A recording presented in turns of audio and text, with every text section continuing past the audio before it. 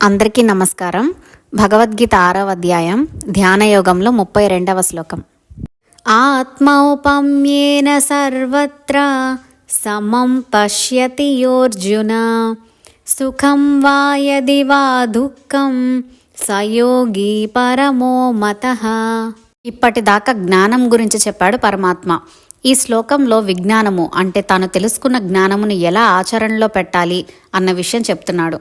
ఒక విధంగా దీనిని ఆచరణ వేదాంతము అంటే ప్రాక్టికల్ వేదాంత అని అనవచ్చు.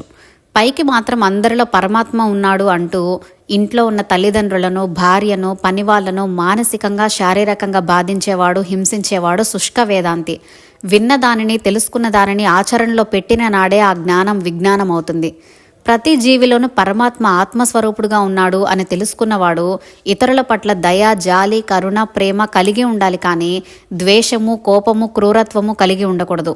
ప్రస్తుత ప్రపంచంలో ప్రతివాడు ఎదుటివాడిని మోసగించేవాడే, ఎదుటివాడి సొమ్ము లాక్కోవడానికి ప్రయత్నించేవాడే, ఇతరుల ఆస్తులను కొల్లగొట్టేవాడే.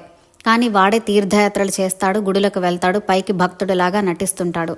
ప్రజల ధనాన్ని నిరంతరం అపహరిస్తూ దేవుడికి వజ్రాల కిరీటాలు, బంగారు తొడుపులు చేయించేవారు ఈ కోవలకు వస్తారు. వారు తమను తాము మోసం చేసుకుంటున్నారు.